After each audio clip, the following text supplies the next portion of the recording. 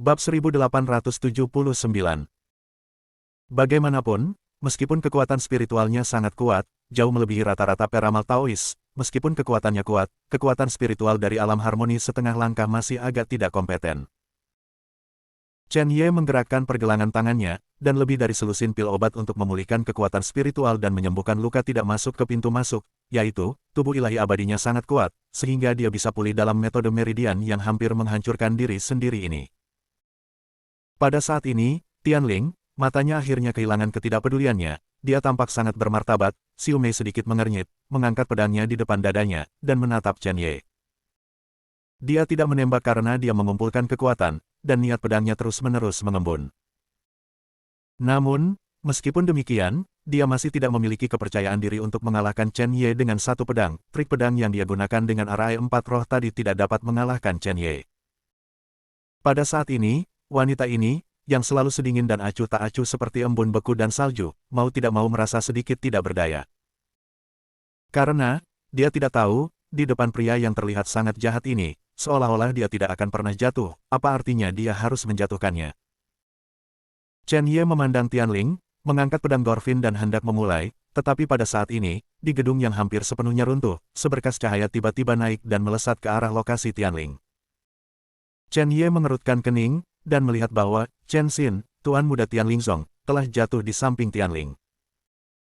Kemudian Chen Xin melirik sekeliling dan menatap Chen Ye lagi, dan wajahnya sedikit terkejut, tetapi segera wajahnya kembali tenang, dan dia tersenyum ringan pada Chen Ye, sepertinya aku benar-benar membunuhnya. Tidak, saudara Ye. Dia berkata dan menoleh ke Tianling, informasinya salah, benda itu tidak ada di sini, kita harus pergi sesegera mungkin. Tianling melirik Chen Ye, ragu-ragu sejenak, dan berkata, tapi orang ini membunuh Di Ling, Xuan Ling, Huang Ling.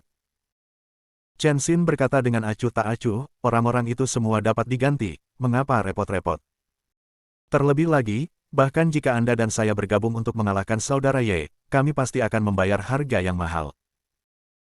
Chen Ye mendengar kata-kata itu dan menatap Chen Xin dengan tatapan aneh, Tuan Muda Lingzong hari ini tampaknya sedikit istimewa. Chen Xin menoleh dan tersenyum pada Chen Ye, saudara Ye, saya telah banyak menyinggung Anda sebelumnya. Jika kita memiliki kesempatan untuk bertemu di masa depan, saya akan meminta maaf kepada Anda.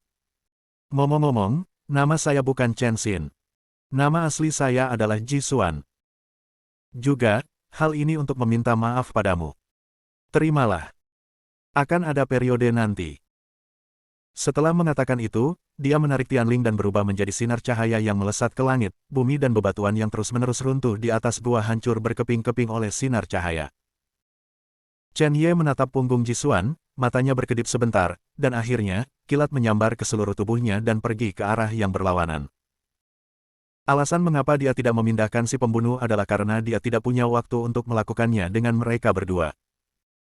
Dua jenius lubang bintang setengah langkah bergandengan tangan, dan dia benar-benar belum tentu menang. Terlebih lagi, gua itu akan runtuh, dan dia harus pergi ke arah yang dijelaskan di Lok Molingzi untuk mengambil item sesegera mungkin. Untuk mata iblis. Suara desakan mata iblis terus terdengar di lautan kesadaran. Tanah bergetar dan asap mengepul. Langkah Chen Ye akhirnya berhenti, dan dia sampai di sebuah pintu. Mata iblis, apa yang harus kita lakukan selanjutnya? Begitu kata-kata itu jatuh, alis Chen Ye menembakkan cahaya, cahaya jatuh di gerbang, dan rune kuno di gerbang benar-benar mengalir. Detik berikutnya, pintu terbuka. Energi iblis bergulir meluap. Masuk. Chen Ye mengangguk dan langsung masuk. Ketika dia masuk ke dalam, yang mengejutkan Chen Ye adalah hanya ada patung batu setinggi 2 meter dan energi iblis yang melonjak. Itu sangat suram dan dingin di dalam, dan suhunya seperti pisau yang menusuk tubuh Chen Ye inci demi inci. Jika bukan karena tubuh ilahi abadi, saya khawatir saya tidak akan mampu menanggungnya sejak lama. Siapa yang berani masuk ke tempat ini? Tiba-tiba, patung batu itu membuka mulutnya. Terlebih lagi, tombak di tangan patung batu itu menikam ke arah Chen Ye tanpa peringatan. Kekuatan duri ini benar-benar melampaui puncak langit lapisan ke-9 dari alam bukaan bintang. Itu merobek kekosongan. Medan magnet dan udara di sekitarnya bergolak. Chen Ye tidak memenuhi syarat untuk berhenti sekarang. Tepat pada saat kritis ini, Chen Ye melontarkan omelan dari alisnya, Tuanku, kamu berani bergerak. Berlututlah. Begitu kata-kata ini keluar, tombak itu melayang 10 cm di antara alis Chen Ye. Tidak hanya itu, Chen Ye terkejut menemukan bahwa ekspresi patung batu itu sangat menakutkan. Bahkan tubuh gemetar. Detik berikutnya. Ledakan. Patung batu itu berlutut tepat di depan Chen Ye, dan suara bersemangat itu bergema, "Kaisar Iblis, kau masih hidup." Bagaimana mungkin, Lin Yuan telah melihat Kaisar Iblis? Chen Ye terkejut ketika dia mendengar ini. Kaisar Iblis. Keberadaan macam apa yang bisa disebut Tuhan? Mata Iblis berpikir selama beberapa detik, dan berkata kepada Chen Ye, "Saya tahu Anda meragukan identitas saya. Saya memiliki terlalu banyak gelar, itu hanya gelar yang diberikan kepada saya oleh beberapa orang. Tapi satu-satunya orang yang bisa memanggilku Kaisar Iblis adalah bawahanku. Semua ini tidak penting. Yang penting adalah apakah kamu bisa menggunakan tubuhmu sekarang." 5 menit sudah cukup. Chen Ye mengangguk setuju. Detik berikutnya, alis Chen Ye dipenuhi dengan cahaya yang ekstrim. Seluruh tubuh Chen Ye penuh dengan energi sihir Jiuyu. Kebangkitan langit. Bahkan murid Chen Ye bersinar dengan cahaya merah es. Seluruh tubuh memancarkan semacam cara yang mengesankan dari Kaisar Sembilan Surga.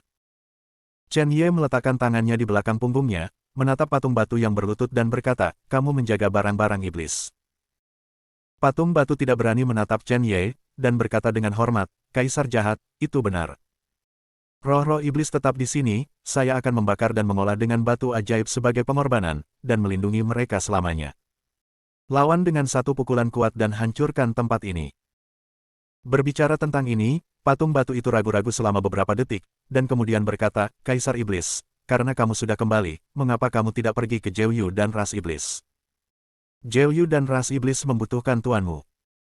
Bahkan, kita bisa melawan orang-orang itu lagi dengan kekuatan mencapai langit." Orang-orang itu pasti tidak tahu bahwa Kaisar Iblis dilahirkan kembali. Haha. Chen Ye menghela nafas, "Saya ingin membalas dendam atas kehancuran, tetapi tidak sekarang. Setelah kejatuhanku, apa yang terjadi pada Mozu dan Jiuyu?" Pada titik ini, patung itu diam. "Aku ingin jawaban."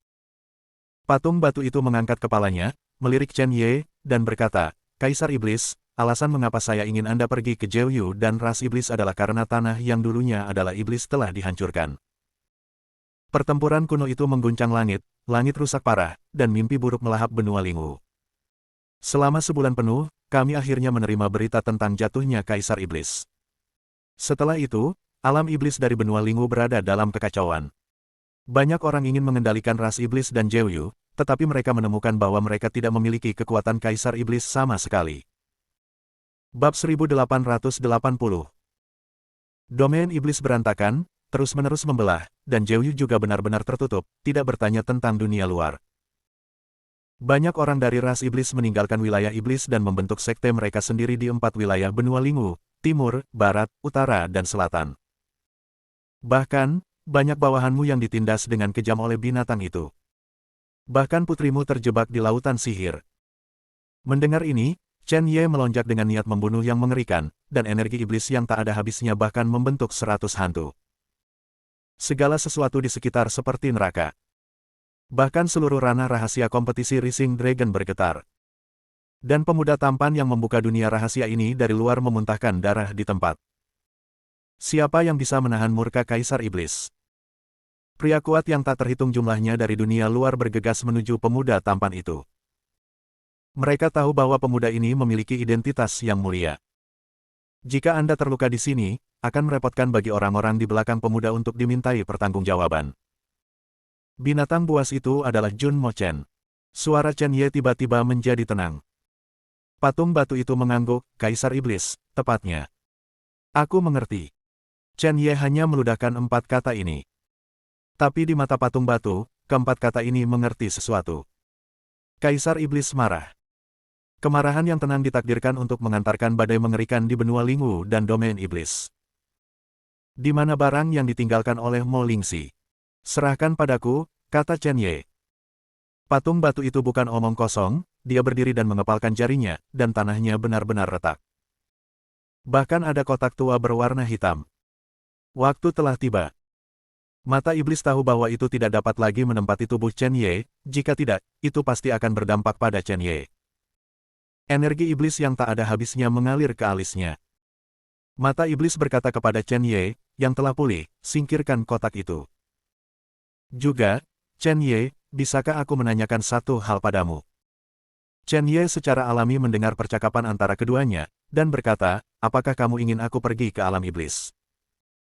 Ya, saya tidak meminta Anda untuk pergi sekarang, tetapi saya berharap suatu hari nanti, Anda bisa pergi.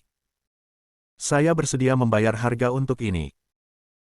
Chen Ye tersenyum pahit, dimengerti. Dengan kekuatan saya saat ini, saya mencari kematian, setidaknya sampai saya menemukan beberapa monumen reinkarnasi. Oke. Tidak ada lagi suara dari mata iblis. Chen Ye menerima kotak itu dan menemukan bahwa patung batu itu tertutup retakan. Tampaknya begitu kotak itu muncul, pihak lain pasti akan menghilang. Tepat saat Chen Ye hendak pergi, patung batu itu memohon, pokoknya, tolong lindungi Kaisar Iblis. Benua Lingu tidak sesederhana yang Anda pikirkan. Yang disebut kekuatan teratas tidak sebanding dengan mereka yang telah jatuh ke jalan iblis.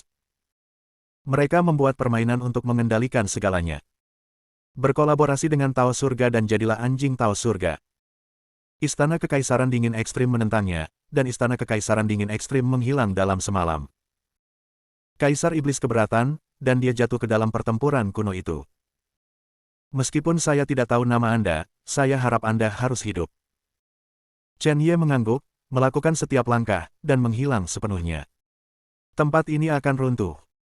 Setelah beberapa detik, sebuah petir emas terbang keluar dari gua yang tidak mencolok, dan cahaya memudar untuk mengungkapkan sosok Chen Ye. Saat Chen Ye terbang keluar dari gua itu benar-benar runtuh. Chen Ye melirik gua dan menghela nafas. Dia secara kasar mengetahui identitas mata iblis. Saya khawatir itu tidak hilang di zaman kuno dan jalan surga. Dengan mata iblis, Anda dapat menyelamatkan diri Anda sendiri berkali-kali dari hidup dan mati. Namun, semakin Anda terkait dengan mata iblis, itu berarti jalan sebab dan akibat. Dia sudah terlibat dalam situasi yang mengejutkan tanpa sadar. Saya tidak tahu apakah game ini bertepatan dengan game kakek. Tampaknya di kapal Dewa Reinkarnasi, 9 Tuan mengatakan hal yang sama. Berapa banyak rahasia yang tidak diketahui yang tersembunyi di zaman kuno benua Lingu. Identitas seperti apa yang dimainkan oleh reinkarnasi Graveyard dan Devil's Eye? Apakah Anda benar-benar ingin menghancurkan game ini sendiri? Lupakan saja, saat ini masih banyak yang harus dilakukan. Lebih baik meningkatkan kekuatanmu di Rising Dragon Competition sesegera mungkin. Chen Ye melihat sekeliling, merenung sejenak, dan kemudian terbang ke arah tertentu. Dalam pertempuran tadi, dia juga menderita beberapa luka. Demi keselamatan, dia harus mencari tempat tersembunyi untuk sementara waktu dan memulihkan lukanya. Pada saat yang sama, di lapangan berbatu tandus jauh dari lokasi Chen Ye, beberapa prajurit menangis ketakutan, dan di seberang mereka, seorang prajurit berjubah hitam dengan senyum yang sangat menyimpang, melangkah ke arahnya, mereka datang. Di mata mereka, yang datang kepada mereka bukanlah manusia sama sekali, melainkan iblis sungguhan. Prajurit ini melonjak dengan energi spiritual, mati-matian menyerang sosok menakutkan yang mendekat. Ketika prajurit berjubah hitam melihat ini, senyum di wajahnya tampak lebih intens, dan dia berkata dengan suara rendah, gigitan darah. Saat berikutnya, energi sihir hitam seperti gelombang raksasa melonjak dari tubuhnya. Serangan kuat itu mendarat di gelombang energi hitam ini, dan ada suara keras, tetapi hanya meledakkan gelombang kecil, yang tidak ada salahnya sama sekali. Untuk prajurit berjubah hitam itu sama sekali. Tampaknya serangan ini telah ditelan oleh energi iblis yang mengepul. Energi hitam yang mengepul tiba-tiba menyapu ke depan, seperti binatang buas yang melahap orang, menggigit prajurit yang ketakutan, dan terlepas dari perjuangan mereka, menarik mereka ke sisi prajurit berjubah hitam. Tidak, tidak. Prajurit itu sepertinya tahu apa yang akan terjadi selanjutnya, pupil mereka gemetar hebat, mereka sangat ketakutan, dan mereka berjuang mati-matian. Saat berikutnya, pemandangan aneh muncul. Prajurit berjubah hitam itu menekan telapak tangan pucat di kepala seorang prajurit. Kemudian, kulit prajurit itu menyusut dengan cepat, dan dia penuh dengan daging dan darah, bahkan jiwanya. Di sepanjang lengan prajurit berjubah hitam, diserap ke dalam tubuh olehnya. Dan setelah melahap seniman bela diri ini, auranya sendiri tiba-tiba melonjak. Prajurit berjubah hitam melakukan hal yang sama, melahap prajurit yang tersisa satu persatu, dan embusan angin bertiup, mengangkat tudungnya. Sebuah wajah dengan fitur wajah yang agak menakutkan muncul, dan itu bahkan lebih menyeramkan. Jika Chen Ye ada di sini, dia pasti akan mengenali orang ini. Orang ini adalah Lin Juelong. Yang lebih aneh lagi adalah napas Lin Juelong saat ini sangat menakutkan. Lin Juelong merasakan kekuatan yang melonjak di tubuhnya, dan senyum di wajahnya menjadi lebih terdistorsi.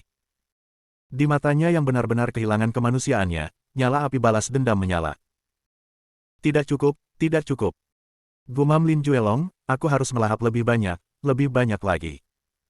Meskipun aliansi darah bukanlah yang paling kuat di Kunlun Su, rahasia yang mereka kendalikan mungkin akan mengejutkan benua Lingwu.